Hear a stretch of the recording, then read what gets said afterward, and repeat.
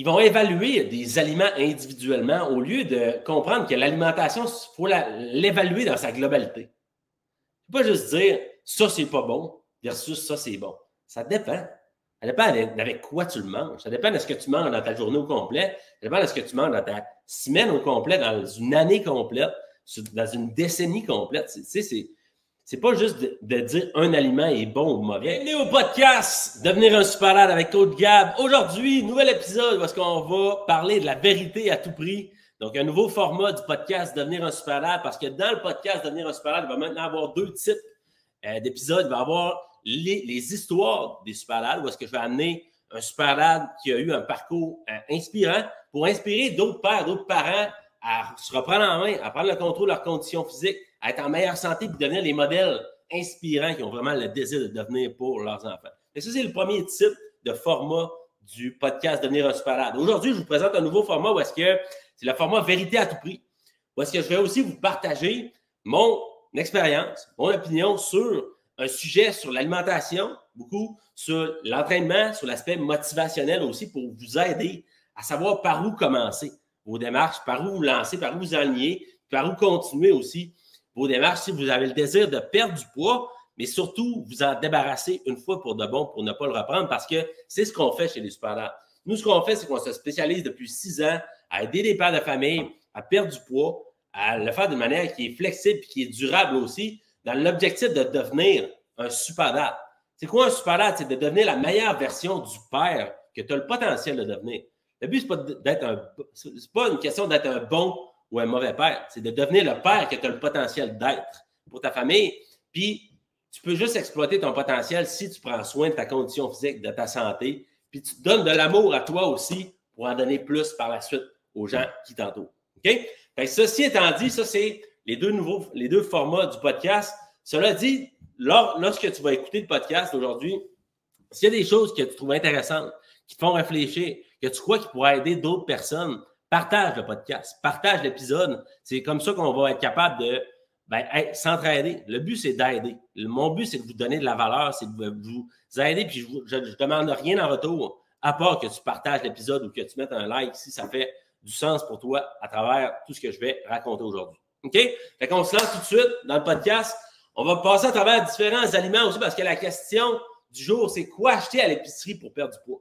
Combien de personnes j'ai entendu me demander, Gab, qu'est-ce qu'il faut que je mange? Je ne sais plus quoi manger, je ne sais pas quoi manger, je ne sais plus qui écouter. C'est vrai que c'est compliqué. Des fois, on arrive à l'épicerie et on ne sait plus trop quoi acheter. On pense des fois bien manger, mais ce n'est pas super non plus.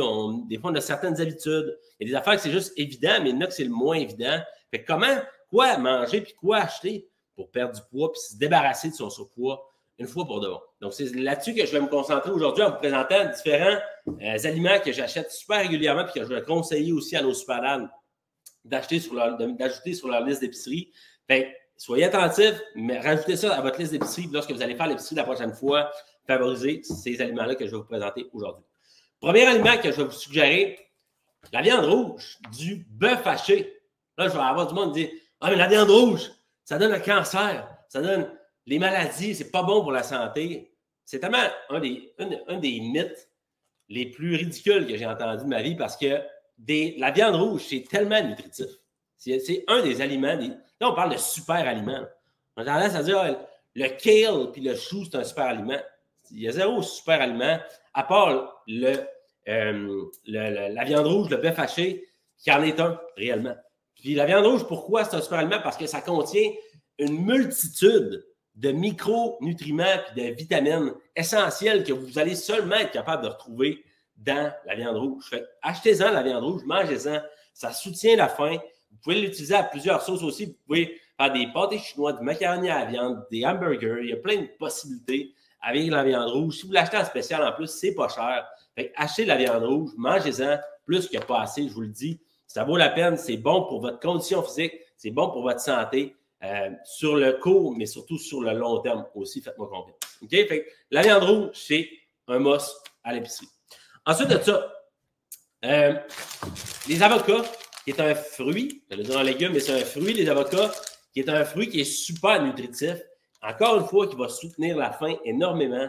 Vous pouvez le manger, bon, il y a des recettes que vous pouvez faire des brownies aux avocats ou ce genre d'affaires-là. Moi, c'est peut-être pas ma tasse de thé. J'aime mieux les manger comme ça, donc les trancher, la manger le matin, des fois avec des œufs, avec de la sauce piquante un peu que je vais mettre. Je vous suggère vraiment de manger des avocats. C'est un fruit qui est super nutritif, qui va soutenir votre faim aussi, versus des choses que vous allez manger comme des glucides qui sont avec des sucres ajoutés qui vont détruire votre niveau d'énergie, qui ne soutiendront pas votre faim. C'est des bons gras qu'il y a dans les avocats. Fait que je vous suggère vraiment d'en acheter, d'en consommer. Favorisez-les, surtout quand ils sont en spécial aussi. OK? Fait que ça, c'est pour le deuxième aliment. Troisième aliment, les cannes de thon. Cannes de thon, pourquoi? Parce que c'est pas cher, parce que c'est nutritif, c'est bourré de protéines, ça se conserve longtemps. Les cannes de thon, c'est vraiment, selon moi, quelque chose qu'on doit avoir dans nos armoires, qui vaut la peine parce que c'est facile de faire des sandwichs au thon, des salades de thon. Il y a plein de possibilités aussi avec des cannes. Comme je l'ai dit, ça se conserve souvent, ça se conserve longtemps. Fait que je vous suggère vraiment d'en acheter, d'en avoir à disposition dans votre armoire.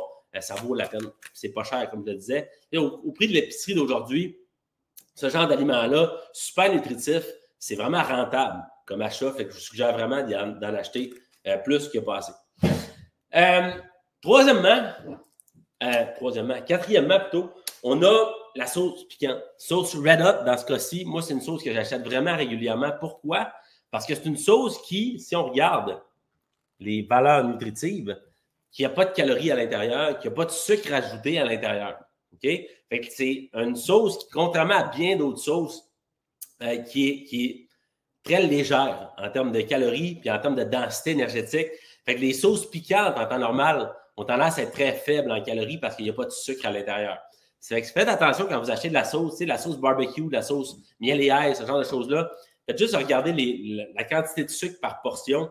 Vous allez constater que probablement la moitié de la bouteille, c'est du sucre, contrairement à ça ici qui n'a pas de sucre. Puis là, avant qu'il y ait quelqu'un qui me dise « Oh, mais là, Gab, il y a du sel, par exemple. Il y a du sel dans la sauce Red Hot. » Oui, il y a du sel.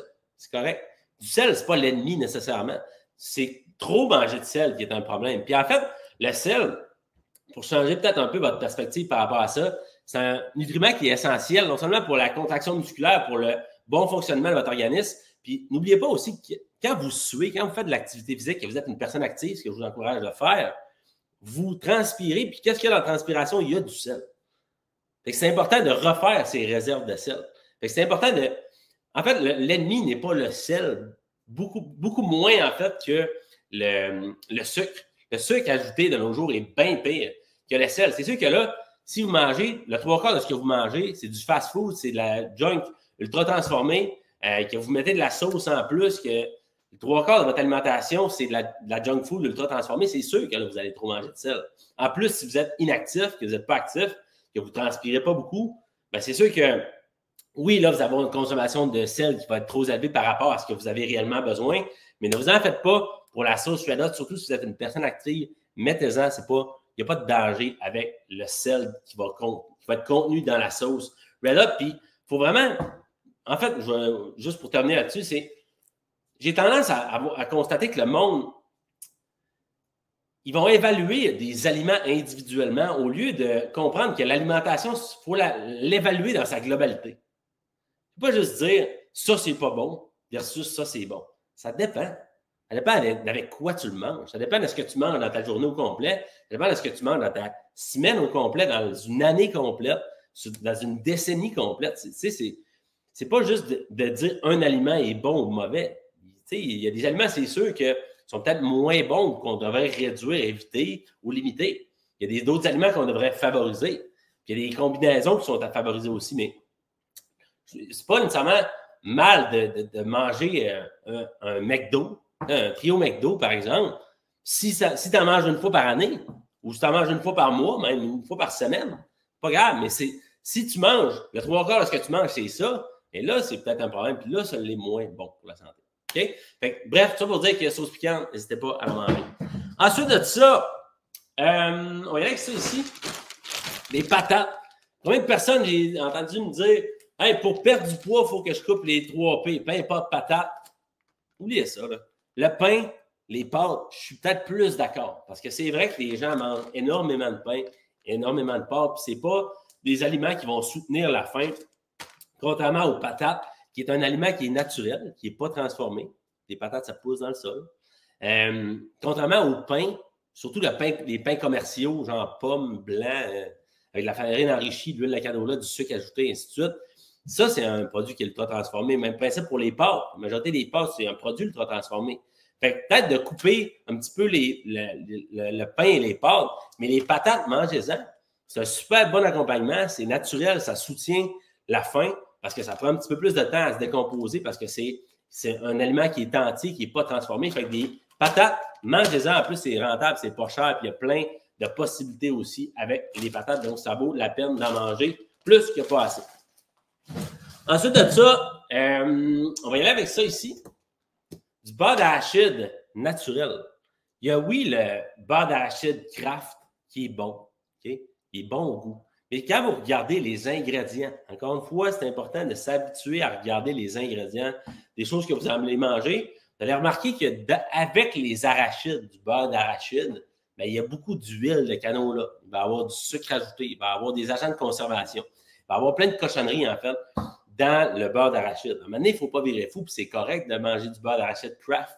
Mais si vous voulez prendre du meilleur beurre d'arachide qui est meilleur pour votre santé, le beurre d'arachide naturel comme ça, puis oui, un peu d'huile sur le dessus, tu as juste à le brasser, puis elle va disparaître, puis elle va se mixer avec le reste. Mais si vous regardez les ingrédients de ce beurre d'arachide-là, il y a un ingrédient. Le seul et unique ingrédient, c'est des arachides. Il n'y a pas de sucre, il n'y a pas d'agent de conservation, il n'y a pas d'autres cochonneries avec. Fait que manger du beurre d'arachide naturel, ça vaut la peine. Puis pour les personnes qui aiment ça un petit peu sucré puis qui le trouvent poche, la texture ou le goût, ainsi de suite, mixez-le avec du miel. Du miel brut comme ça, ou n'importe quel miel que vous pouvez avoir. Mettez un petit peu de miel sur vos toasts ou sur le pain avec lequel vous mangez votre beurre d'arachide. Mais rajoutez un petit peu de sucre naturel puis rajoutez-le vous-même au besoin. Comme ça, vous allez avoir 2 ingrédients. Vous n'aurez pas toute l'autre marde, l'autre cochonnerie qui vient avec le beurre d'arachide normalement. OK? Fait allez-y avec du beurre d'arachide, je vous le dis. Du miel aussi, tant qu'à faire, je vais le passer tout de suite. Le miel, ça vaut la peine aussi. C'est un sucre qui est beaucoup plus naturel. Ce n'est pas un sucre blanc qui a été raffiné. Il y a des antioxydants aussi à l'intérieur du miel. C'est un aliment qui est super nutritif. C'est sûr que là, si tu passes la moitié du pot à tous les jours, à un moment donné, c'est sûr que ce n'est pas super bon pour l'aspect diabète, glycémie et tout le kit. Mais ça vaut la peine de mettre un petit filet de miel aussi sur ses toasts pour ajouter un petit peu de goût, un petit peu de goût sucré. Même dans du yogourt grec, ce genre de choses-là, ça peut être bon. OK? Fait que ça, c'est pour le beurre d'arachide et le miel. Ensuite de ça, un aliment qui est peut-être moins connu, peut-être moins populaire, du kéfir. Kéfir, pour les personnes qui ont des problèmes de digestion, c'est un aliment, en fait, c'est du lait qui est fermenté. Ça, c'est un super aliment aussi. On peut se parler avec la viande rouge, c'en est un. Le kéfir, c'en est un, non seulement pour votre digestion, mais en termes de macronutriments et de valeur énergétique. C'est quelque chose qui est protéiné, il n'y a pas de sucre à l'intérieur. C'est super bon pour votre digestion parce qu'il y a des bactéries à l'intérieur qui contribuent à votre santé digestive. Fait que le miel, le kéfir, c'est super bon.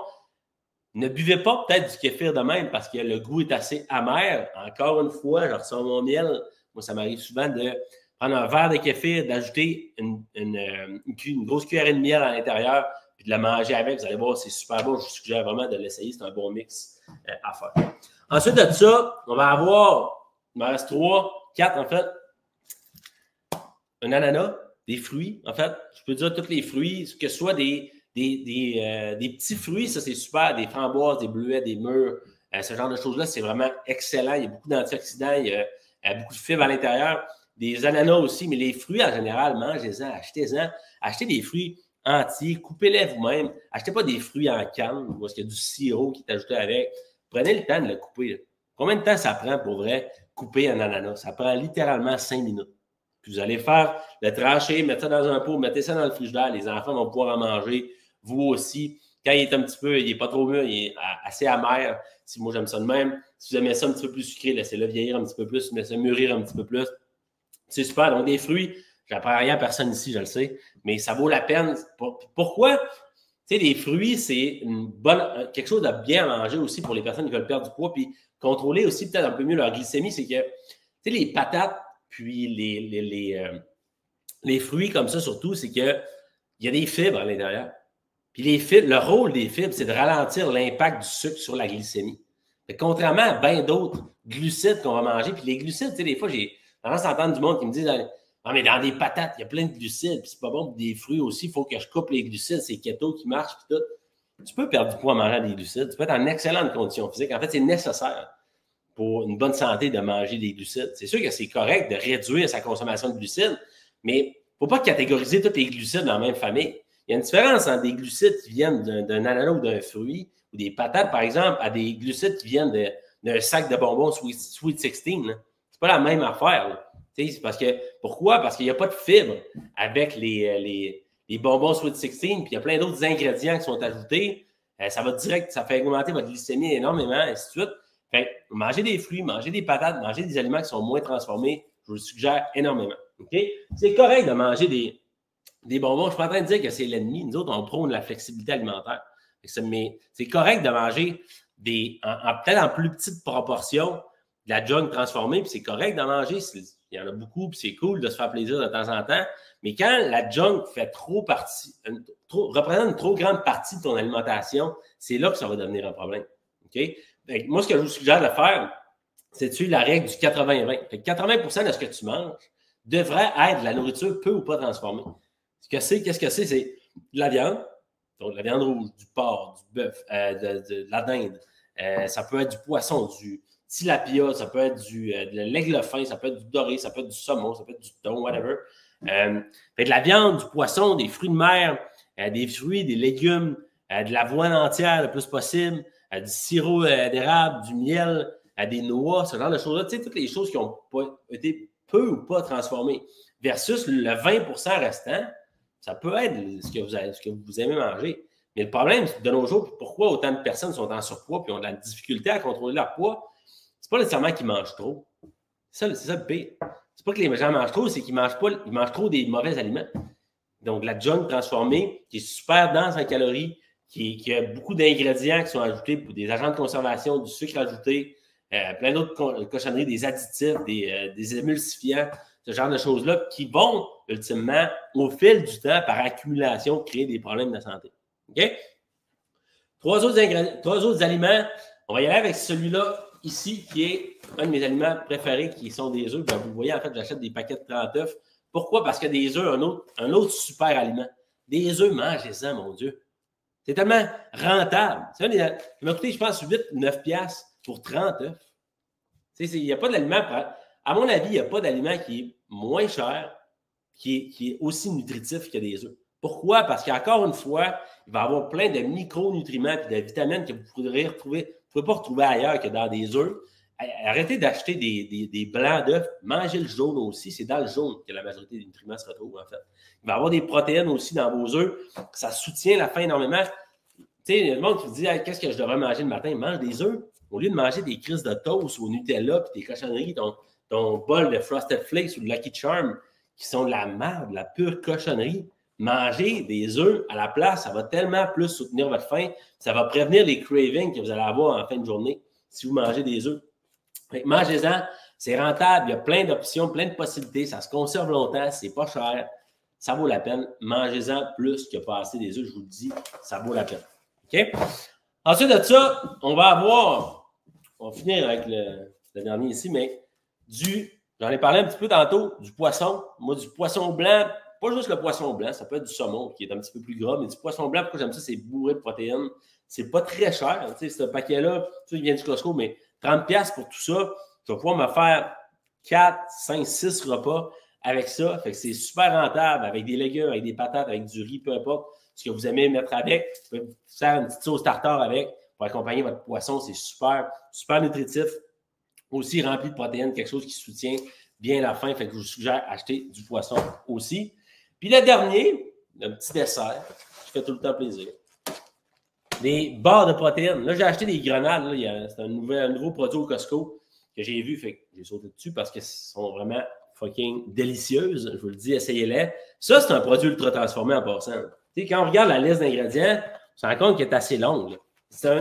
Moi, ce genre d'aliments-là, je les incorpore, mais je ne commence pas à manger trop de trucs comme ça parce que je sais que c'est peut-être pas l'aliment qui est le moins transformé, justement, mais je trouve ça pratique. Tu sais, j'aime autant manger ça qu'une barre de chocolat ou une barre tendre bourrée de sucre.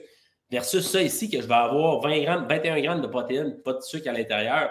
Fait que ça vaut la peine beaucoup plus. Je ne suis pas en train de dire que tu devrais manger ça 3 fois par jour non plus, mais c'est pratique aussi, puis ça va remplacer d'autres cochonneries. Puis au lieu de t'acheter une barre de chocolat Kit Kat ou Aéro, peu importe ta sorte, mange ces barres de chocolat-là. En fait, ça goûte la barre de chocolat littéralement. Puis là, ça va être pas mal plus rentable énergétiquement, pas mal plus intéressant en termes de macronutriments que les barres de chocolat que tu vas pouvoir manger. Fait que ça résume pas mal les différents éléments, aliments que vous pouvez favoriser à l'épicerie. Fait que trouvez votre sorte de barre de protéines. Je vous suggère vraiment de favoriser ces aliments-là. Puis j'aurais pu en nommer d'autres. Je vais probablement faire d'autres capsules aussi pour d'autres épisodes du podcast pour être capable de vous en montrer d'autres. Donc, continuez de nous suivre. Je vous le dis, le podcast il va avoir beaucoup de contenu qui va être publié régulièrement à toutes les semaines, littéralement. Si ça va faire du sens pour vous, si vous avez quelque chose à commenter, écrivez vos commentaires. Dites-moi votre opinion, votre feedback. C'est correct d'avoir des échanges dans le respect, évidemment, puis d'être capable de donner son avis. Je suis là pour donner mon avis. Vous avez le droit de dire le vôtre aussi. Puis si ça fait du sens pour vous, puis que vous croyez que ça peut aider une de vos connaissances, quelqu'un que vous connaissez, taguez-le dans les commentaires ou partagez l'épisode, je vous le dis, ça vaut la peine. Ça va faire ça va faire du sens pour tout le monde, puis ça va aider plus de monde. All right? Fait que ça couvre ce que j'avais à jaser aujourd'hui. Partagez l'épisode et puis on va se revoir dans un prochain épisode du podcast Devenir un super dad, la version vérité